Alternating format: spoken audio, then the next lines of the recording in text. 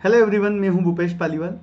आज हमारा जो टॉपिक है वो है देश में एक साथ चुनाव कराना उचित है या अनुचित है। देखिए, चर्चा करेंगे इस टॉपिक के ऊपर, लेकिन इसके पहले अगर आपने अभी तक चैनल को सब्सक्राइब नहीं किया है तो चैनल को सब्सक्राइब करें और बेल आइकन प्रेस करें ताकि आपको इस चैनल के ऊपर आने वाले अन्य वीडियो के बारे में नोटिफिकेशन मिलते रहे। तो शुरू करते हैं आज का हमारा टॉपिक, देश में एक साथ चुनाव कराना उचित है या अनुचित है। इसके ऊपर चर्चा करेंगे। सबसे पहले हम देखेंगे चर्चा में क्यों है ये टॉपिक, अचानक से क्यों बातचीत कर रहे हैं हम इसकी। देन हम देखेंगे क्यों जरूरी है चुनाव एक साथ, जरूरी के पक्ष में क्या तर्क है उसके ऊपर देखेंगे हम, क्या पक्ष वाले लोग बोल रहे हैं। एक देखेंगे हम कि वितर्क क्या है, या फिर बोल सकते हैं कि चुनाव के खिलाफ क्या क्या तर्क है, तो ये भी हम देखेंगे कि जो पक्ष में वो क्या बोल रहे हैं और विपक्ष वाले क्या बोल रहे हैं इसमें, एक साथ चुनाव कराने के पक्ष और विपक्ष के लोग। और देन में हम फाइनल निष्कर्ष देखेंगे। तो टॉपिक बड़ा शानदार है, ध्यान से सुनिएगा। थ्योरी वाला टॉपिक है तो थ्योरी वाले टॉपिक को स्टेप बाय स्टेप कवर करेंगे। सबसे पहला पार्ट है हमारा चर्चा में क्यों है। तो देखो, चर्चा में इसलिए है क्योंकि कानून मंत्री जो है हमारे, तो कानून मंत्री के द्वारा यहाँ पे लोकसभा में पारित कर दिया गया है विधेयक, जिसमें उन्होंने ये एक प्रकार से क्या है, उन्होंने लोकसभा में सूचना दिया है कि देखिए संसदीय और विधानसभा के जो चुनाव है, मतलब हमारे संसद और विधानसभा, मतलब हमारे राज्यों की विधानसभा और केंद्र में लोकसभा, ये दोनों जो चुनाव है, कुल मिला के सांसद का चुनाव और विधायक का चुनाव, इसकी बात कर रहे हैं हम, ठीक है, सांसद और विधायक के चुनाव की। तो यहाँ पर सांसद और विधायक के चुनाव एक साथ कराने के मुद्दे को लेकर एक रोड मैप तैयार करने के लिए विधि आयोग को उन्होंने सिफारिश भेजी है।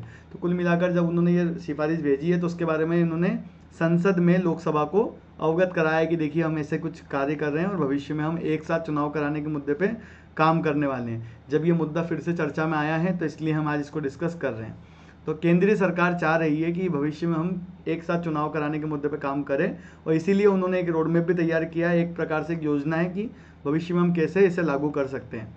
बात करें किरण रिजिजू जी की, तो वो हमारे कानून मंत्री है वर्तमान में। अब देखिए, जब ये बात कर ही रहे हैं कि एक साथ चुनाव कराने के मत में आ रहे हैं, तो क्या क्या इसके पक्ष में आएंगी बातें। तो देखो, सबसे पहले है जरूरी क्यों है ये एक साथ चुनाव कराना। तो देखो, पॉइंट नंबर 1 देखो, चुनाव की लागत। सीधी सी बात है, अगर हम अलग अलग राज्यों में चुनाव कराएंगे और साल पूरे फिर एक साथ हम सांसद का चुनाव कराएंगे तो पैसा ज़्यादा खर्चा आएगा। लेकिन चुनाव अगर एक साथ होगा तो एक साथ चुनाव कराने पर क्या होगा, इस प्रकार की जो विभिन्न चिंताएं हैं उसका समाधान हो जाएगा। चुनाव कराने में लगने वाली लागत जो है कम हो जाएगी और एक ही सत्र में चुनाव हो जाएगा। तो ये एक चुनाव में लगने वाली लागत कम होना, ये पॉइंट बहुत अच्छा है। दूसरा पॉइंट है आदर्श आचार संहिता। देखिए, आचार संहिता वगैरह लगती रहती है, तो आचार संहिता वगैरह लगने के कारण कहीं ना कहीं कभी किसी राज्य में किसी कारण से चुनाव चल रहे हैं, किसी राज्य में सरकार गिर गई है तो चुनाव चल रहे हैं, ठीक है, तो ऐसे में कार्य रुकते हैं। तो एक साथ चुनाव कराने के पक्ष वाले लोगों का मानना है कि देखिए, तर्क ये है कि आदर्श आचार संहिता के चलते सरकार की जो परियोजना है, जो नीति है, वो लागू नहीं हो पाती सही तरीके से, क्योंकि रास्ते में बीच बीच में चुनाव आ जाते हैं अलग अलग राज्यों के, देश के, तो किसी ना किसी रीज़न से चीज़ें रुक जाती है। लाइक होता है ना कि अभी नहीं कर सकते क्योंकि चुनाव है, तो वो वाली बात यहाँ पे फिट हो रही है। अगला है काले धन की जांच। देखिए, बार बार चुनाव होते हैं तो पता नहीं चल पाता है कई बार कब काला धन कब कहाँ पे सफ़ेद धन में बदल दिया गया। तो ऐसे में क्या है कि एक चुनाव की रिपोर्ट निकली, उसकी जांच हो रही है, इतने में दूसरा चुनाव शुरू हो जाता है, उसकी रिपोर्ट, उसकी जांच, मतलब ये जो प्रोसेस है इसके चलते क्या है, सही तरीके से जांच वगैरह नहीं हो पाती चुनाव में लगने वाले धन वगैरह की भी। इसलिए यदि चुनाव पूरे वर्ष बार बार होते रहेंगे तो कहीं ना कहीं आप सब जानते हैं कि ये जो इकोनॉमी है, कौन सी, ये काले धन वाली इकोनॉमी, वो जनरेट होती रहेगी बार बार, वो क्या क्या है, एक सर्कुलेट होती रहेगी, सर्कल बना रहेगा। तो इसलिए काले धन की जांच वगैरह भी नहीं हो पाती, इसलिए काले धन की जांच हो पाएगी अगर एक ही बार चुनाव होगा तो प्रॉपर। इसके बाद देश की एकता, ये भी बहुत अच्छा पॉइंट है। आप लोगों ने अभी देखा होगा जो निकाय चुनाव हुए थे, स्थानीय निकाय चुनाव, तो काफ़ी लोग उसमें बड़ा इंटरेस्ट ले रहे थे। लेकिन अगर हम बात करें, अभी राष्ट्रपति जी का भी चुनाव हुआ तो बहुत कम लोग हैं जो राष्ट्रपति चुनाव में इंटरेस्ट लिए थे। अब मैं इसका रीज़न बताता हूँ। कहीं ना कहीं हमारे देश में देखा गया है कि जब क्षेत्रीय बात आती है तो लोग ज़्यादा थोड़ा सा एक्टिव रहते हैं, क्योंकि उनको पता है कि सीधे तौर पे मुझ पर प्रभाव है। लेकिन जो अप्रत्यक्ष प्रभाव, जैसे राष्ट्रपति और ये जो हमारे केंद्रीय सरकार वगैरह है, तो कुछ लोग इसमें इतना इंटरेस्ट नहीं लेते कई बार। तो देश की एकता वाला पार्ट ये है कि एक साथ चुनाव जो करवाए जाएंगे, इससे क्षेत्रीय जो ये विभिन्नता है ये कम होगी और लोगों का राष्ट्रीय एकता की तरफ क्या है, बढ़ावा मिलेगा, राष्ट्रीय एकता की तरफ लोग आगे आएंगे। तो यह भी एक पॉइंट है कि देश की एकता बढ़ेगी एक साथ चुनाव कराने से। आगे है आपका शासन की दक्षता। देखो, अगर चुनाव होना कम हो जाएंगे तो लोग, जितनी भी सरकार है, जैसे अभी देखिए वर्तमान सरकार जो है अब उसे पता है कि मैं 2024 तक हूँ बरकरार, तो वह कार्य करेगी 2024 के लिए, ठीक है।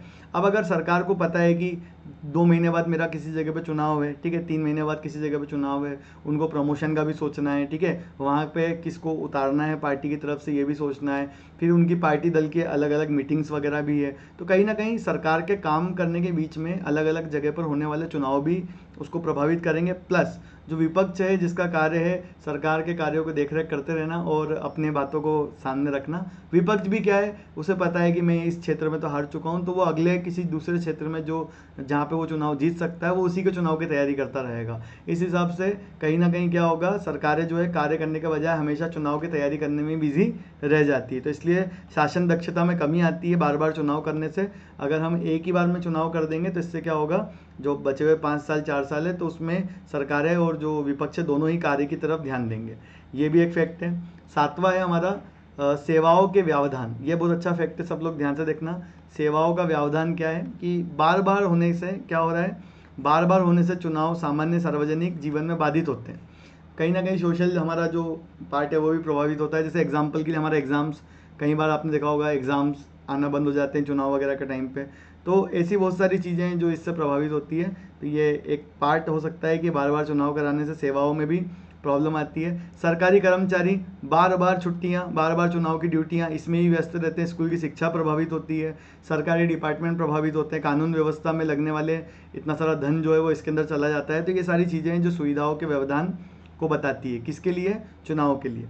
लास्ट है बट सबसे इम्पोर्टेंट है, क्या है, विधि आयोग की सिफारिश। अब देखो विधि आयोग भी क्या बोल चुका है, तो 21वें विधि आयोग जो है उसने कहा था कि यह एक बढ़िया पार्ट है, ठीक है, इसके लिए वातावरण बनाया जा सकता है, लेकिन तब वातावरण बन सकता है जब लोकसभा और राज्यसभा, राज्य विधानमंडल के सभी चुनाव एक साथ कराए जा सके और सभी साथ में मिलकर इसके लिए आगे बढ़े।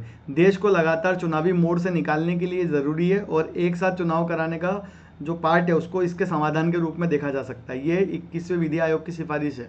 मतलब कहीं ना कहीं 21वीं विधि आयोग भी क्या कह रहा है कि हाँ हम एक साथ चुनाव करवा सकते हैं, ये उसने अपना मत दिया है, ठीक है। विधि आयोग का एक ये भी मानना है कि एक साथ चुनाव कराने से मतदान प्रतिशत बढ़ेगा।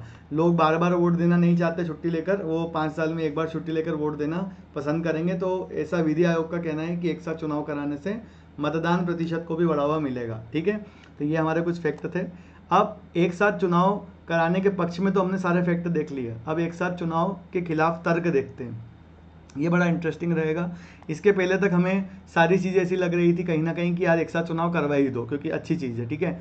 लेकिन अब हम देख रहे हैं तर्क कि क्यों नहीं करवाना चाहिए। तो जब आप इन पॉइंट्स को देखेंगे इसके बाद में मैं आप लोगों को बताऊंगा कि जब हम पक्ष भी देख रहे हैं और विपक्ष भी देख रहे हैं तो ऐसे में हमारा व्यू क्या रहेगा, तब मैं आपको व्यू भी बताऊंगा, ठीक है। चलिए सबसे पहले देखते हैं विपक्ष या खिलाफ तर्क क्या क्या है चुनाव के, एक साथ चुनाव के तर्क। तो यहाँ पर सबसे पहला है स्थानीय मुद्दे। देखो जब केंद्रीय स्तर की चुनाव और राज्य स्तर के चुनाव साथ में रहेंगे तो हमारे सामने समस्या रहेगी कि जो राष्ट्रीय मुद्दे हैं वो ज़्यादा बड़े हैं, तो कहीं ना कहीं जो स्थानीय मुद्दे हैं वो क्या हो जाएंगे, मिट जाएंगे, उनके ऊपर ध्यान नहीं रहेगा। तो एक साथ चुनाव कराने से मतदाताओं का व्यवहार को प्रभावित करेगा, ठीक है, उनकी प्राथमिकताओं को विकृत कर देगा और कहीं ना कहीं ये सब चीज़ें क्या है, राष्ट्रीय दल जो है उनको लाभ देगी, ठीक। तो ये राष्ट्रीय जो स्थानीय मुद्दे हैं वो मिश्रित हो जाएंगे। कहीं ना कहीं आप समझ सकते हैं ऐसा होता है ना कि आप केंद्र में किसी पार्टी को सपोर्ट करते हैं लेकिन लोकल लेवल पे आप किसी और पार्टी को सपोर्ट करते हैं। ऐसा भी देखा गया कई बार, लोकल लेवल पे लोगों का मानना है कि हमारी ये पार्टी ज़्यादा अच्छी लेकिन केंद्र में ये पार्टी अच्छी है। तो ऐसे में ये भी एक चीज़ देखने को मिल सकती है। दूसरा है मुश्किल मॉड्यूल। ये बहुत अच्छा है। देखो अब भारत में मौसम, कृषि चक्र, परीक्षा कार्यक्रम, धार्मिक त्यौहार, सार्वजनिक छुट्टियां, इतनी सारी चीज़ों के बीच में आपको चुनाव करवाना है। तो ऐसे में स्लॉट खोजना इन सब चीज़ों के बीच में, पता चला चुनाव करवा रहे हैं, अब स्लॉट ही नहीं मिल रहा, जगह नहीं मिल रही, एक परफेक्ट डेट नहीं निकल पा रहा है जहाँ पे चुनाव करवाए। तो ये भी एक प्रॉब्लम रहेगी कि एक प्रॉपर मॉड्यूल बनाना, ये भी अपने आप में क्या है, समस्या रहेगी। अगला क्या है, लॉजिस्टिक चुनौतियाँ। देखिए 5 साल में एक बार चुनाव होगा, माना मैंने, लेकिन क्या है, एक साथ चुनाव कराने के लिए साजो सामान बिल्कुल बहुत सारा लगेगा और कहीं ना कहीं उसको इकट्ठा करना 5 साल के लिए, सिर्फ 5 साल के लिए, क्योंकि 5 साल बाद उसका काम कुछ भी नहीं रहेगा। अगले 5 साल में नई टेक्नोलॉजी भी आ सकती है, नई चीज़ें भी आ सकती है, तो हो सकता है वो हमारे लिए कुछ काम का ना हो। तो ऐसे में कहीं ना कहीं चुनौतियों का सामना ये भी करना पड़ेगा कि सारा तामझाम इकट्ठा करना पड़ेगा। चुनाव को स्वतंत्र और निष्पक्ष कराने के लिए बड़ी संख्या में आर्मी और सुरक्षा वगैरह लगेगी, ठीक है, पुलिस बल लगेंगे, तो इसमें भी पैसा लगेगा। सुरक्षा कर्मियों की मौजूदा ताकत को देखते हुए ये थोड़ा चुनौतीपूर्ण है, क्योंकि अभी हमारे पास इतने सुरक्षा कर्मी मौजूद नहीं है। चौथा फैक्ट है यहाँ पर, और क्या समस्या आ सकती है, मध्यावधि विघटन। चलो साथ में चुनाव तो करवा दिया, ये तो मैंने मान लिया, लेकिन बीच में सरकार गिर गई किसी की भी, तो किसी राज्य के अंदर विधानसभा की सरकार गिर गई या केंद्र में लोकसभा की सरकार गिर गई, तो तब क्या करेंगे। तो ऐसे में इस विघटन से बचने का इस विघटन से बचने का और जो चुनाव चक्र लगातार चलता रहे, इसके लिए क्या कानूनी सुरक्षा है, इसके लिए अभी कोई तैयार नहीं है। इसके लिए अभी यही कमियां हैं जिसको देखते हुए अभी इसको लागू नहीं किया जा रहा है। सबसे बड़ी समस्या यही है, मध्यावधि विघटन। ठीक, आगे हैं बहुत सारे संशोधन, क्योंकि अगर आप ऐसा करेंगे तो कहीं ना कहीं हमारे संविधान में भी बहुत सारे संशोधन करना पड़ेंगे। संविधान में संशोधन 83 सदनों की अवधि चेंज करना पड़ेगा, 85 लोकसभा का विघटन, 172 जो है आपका आर्टिकल राज्यसभाओं में अवधि, 174 राज्यसभाओं का विघटन, ठीक है, राज्य विधानसभाओं का, 356 जो है संवैधानिक तंत्र की विफलता वाला जो है, 10वीं अनुसूची जो है आपकी, इन सब चीज़ों के अंदर क्या है आपका चेंजेस करने पड़ेंगे हमको। ठीक है, अब छठा जो फैक्ट है आपका वो है अंतर्राष्ट्रीय उदाहरण। जैसे अगर हम बात करें तो कई बार आपने देखा होगा कुछ लोग एग्जांपल देते हैं कि लाइक स्वीडन में ऐसा है, अफ्रीका में ऐसा है, बेल्जियम में ऐसा है, तो हम उन देशों से कंपेयर नहीं कर सकते। कारण क्या है, क्योंकि वहाँ की पॉपुलेशन कम है बेटा, जनसंख्या और क्षेत्रफल जो है दोनों में वो अंतर है।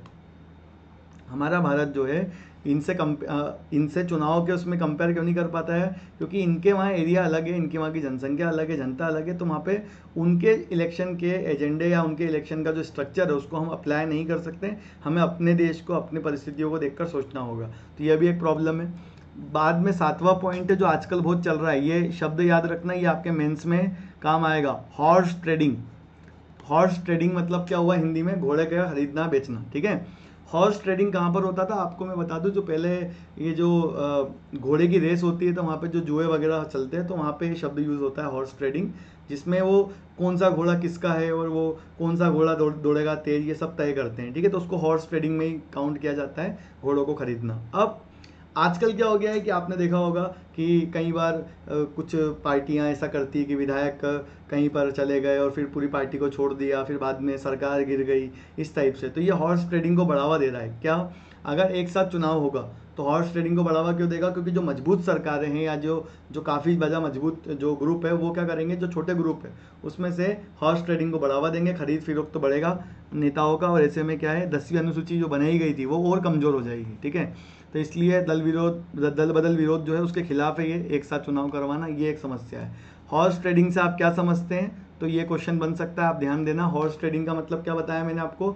जो नेताओं को खरीदना बेचना होता है या नेताओं को सरकार गिर जाती है जो आजकल, तो वो ये हॉर्स ट्रेडिंग ही है। आपने हाल ही में देखा होगा 3-4 राज्यों में ऐसा हुआ है, तो इसलिए इसके बारे में जरूर पढ़ के रखें, चर्चा का टॉपिक है ये। ठीक, अगला है आपका व्यवहारार्थ का चिंता। इसका अर्थ क्या हुआ, देखो गठबंधन की सरकारें जो है कभी भी गिर सकती है, तो ये चिंता रहेगा।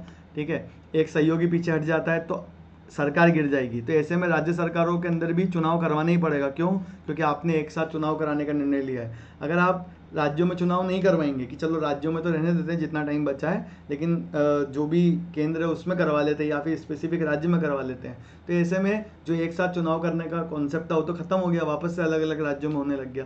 तो यही एक सबसे बड़ी समस्या है। लास्ट में लेकिन सबसे इंपॉर्टेंट, इलेक्ट्रॉनिक वोटिंग मशीन जो है उसके ऊपर दुगना खर्चा होगा, ज़्यादा पैसा खर्च होगा इसके ऊपर, तो ये भी एक समस्या है। तो ऐसे में हमने देखा कि कुछ पक्ष में भी तर्क है, कुछ विपक्ष में भी तर्क है, तो ऐसे में हमारा पॉइंट क्या रहेगा। तो देखिए, जब भी कोई ऐसी योजना, कोई परियोजना, कोई स्कीम ऐसी आती है और जब इसके पक्ष और विपक्ष के दोनों को पॉइंट मिलते हैं, तो आपसे पूछते हो आप क्या मानते हो, आपने क्या निष्कर्ष निकाला, आपने क्या सोचा। हमेशा आपका निष्कर्ष क्या होना चाहिए, जो भी चीज़ है बिल्कुल करने की ज़रूरत है, एक साथ चुनाव बिल्कुल करने की ज़रूरत है।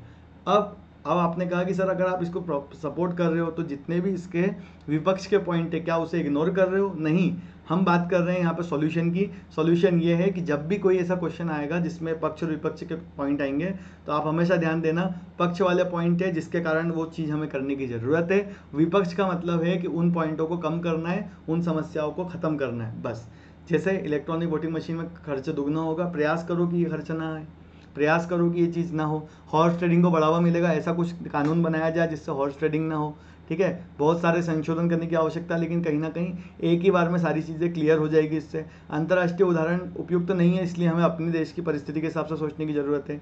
मध्य अवधि विघटन की समस्या है, तो इसके लिए मैंने सबसे लास्ट में बताया कानून तगड़ा होना चाहिए, कानून को मजबूत बनाने की ज़रूरत है। लॉजिस्टिक चुनौतियाँ हैं, तो ऐसी व्यवस्था होना चाहिए जिससे 5 साल में एक बार ही, लेकिन पैसा जो है वो एक ही बार खर्च करना पड़े, उसके कंपेयर में कम ही लगेगा। स्थानीय मुद्दे मीटिंग है, तो इसके अंदर ऐसी व्यवस्था करने की आवश्यकता है कि जो लोकल जो आपके टॉपिक्स है वो इग्नोर ना हो, और जो मुश्किल शेड्यूल है तो इसके लिए भी एक तैयार किया जाए। जैसे हमारे देश में अलग अलग त्यौहार मनाए जाते हैं, तो सभी को त्यौहार की छुट्टियां कितनी प्यारी होती है, वैसे ही क्यों ना इलेक्शन के टाइम पर एक ऐसा शेड्यूल बना दिया जाए कि ये हमारा एक जो लोकतंत्र का त्यौहार है और वो साल में मतलब 5 साल में इस टाइम पे बनाया जाएगा ही जाएगा। इससे क्या होगा, आसानी हो जाएगी और सबको प्रॉब्लम नहीं रहेगी। तो इस प्रकार से आप क्या है, थोड़े जो तर्क है उसके ऊपर भी चर्चा कर सकते हैं। निष्कर्ष ये निकलता है कि एक राष्ट्र एक चुनाव जो है वो सहमति जो एक अच्छी शुरुआत है, हमेशा ध्यान देना अच्छी शुरुआत है, पॉजिटिव है ये, लेकिन विचार जो है उसको साकार करने के लिए ना केवल अब क्या प्रॉब्लम है आपसी सहमति, राजनीतिक सहमति की आवश्यकता है, बल्कि राष्ट्र हित को आगे रखकर सब लोगों को मिलकर कार्य करने की आवश्यकता है। और ये मध्य अवधि विघटन जो सबसे बड़ी समस्या मैंने बताई है, उससे बचने के लिए एक मजबूत कानून सुरक्षा देने की आवश्यकता है। जिससे क्या होगा, एक मजबूत कानून सुरक्षा रहेगी तो ये बीच में सरकारें जो गिरती है उसके बाद क्या होगा, वो व्यवस्था प्रॉपर कर सके सभी लोग। तो ये है इसका पॉइंट, और ये था हमारा आज का टॉपिक। अलग टॉपिक था, थोड़ा सा थ्योरी वाला टॉपिक था, लेकिन इससे क्वेश्चन बनेंगे और बन सकते हैं। इसके लिए थोड़ा ध्यान दीजिएगा कि ये पॉइंट क्या है, कैसे इसको पढ़ना है, ठीक है। तो ऐसे ही और टॉपिक्स के लिए लगातार बने रहे हमारी क्लास के साथ यूं ही, और ठीक है, इसी प्रकार से हमारी क्लास के साथ का हिस्सा बने रहे आप, ठीक है। यहाँ पर डिस्क्रिप्शन में लिंक दे रखा है टेलीग्राम का, आप जुड़ जाइए, जहाँ पे PDF मिल जाएगा आपको इसका। और वीडियो को लाइक करें, शेयर करें, चैनल को सब्सक्राइब करें और बेल आइकन प्रेस करें, ताकि ऐसे और वीडियो की नोटिफिकेशन आपको मिलता रहे। तो मिलते हैं जल्द ही, अभी के लिए करेंगे इतना ही। जय हिंद, जय भारत।